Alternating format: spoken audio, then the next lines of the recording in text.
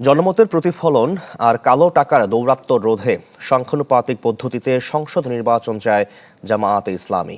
তবে এই পদ্ধতির বিরোধিতা করছে বিএনপি। দলটির দাবি, একটি দলকে সুবিধা দেওয়ার জন্য এই পদ্ধতি হতে পারে না। আর বিশেষজ্ঞরা বলছেন, এই পদ্ধতির সুবিধা যেমন আছে তেমনি আছে চ্যালেঞ্জ।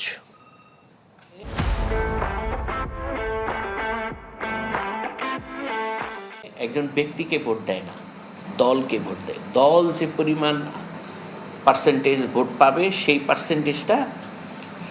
পার্সেন্টেজ অনুযায়ী সে 300 সিট মধ্য থেকে দল যদি 25% ভোট পায় তাহলে 25টা সিট পাবে। হ্যাঁ, যদি 50% ভোট পায় তাহলে 150টা সিট পাবে।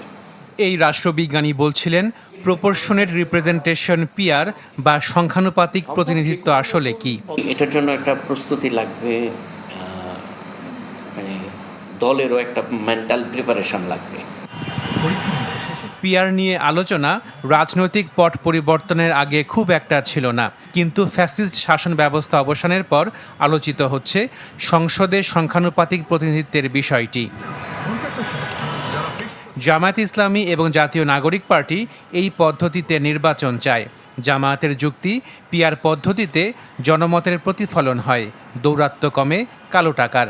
বেশিরভাগ জনগণ যাকে সরকার গঠনের দায়িত্ব দিল, সমর্থন দিল, তারা কিন্তু আসন কমে যাওয়ার কারণে সরকার গঠন করতে পারল।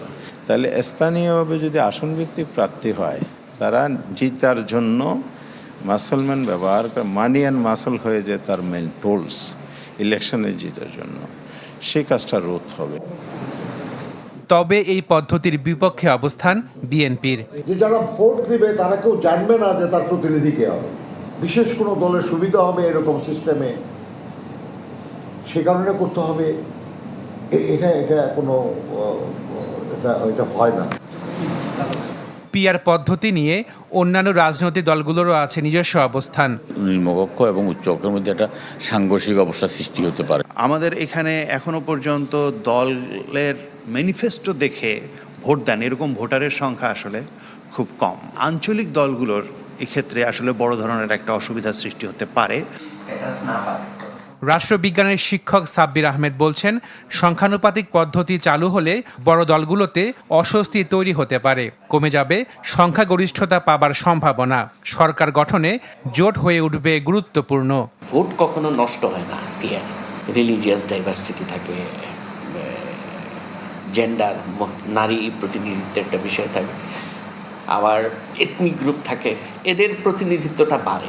পিআরের সবচেয়ে বড় চ্যালেঞ্জ হলো যে মানে 2/3 মেজরিটি কেউ পায় না, বা সিম্পল মেজরিটিও পাওয়ার সম্ভাবনা কমে যায়।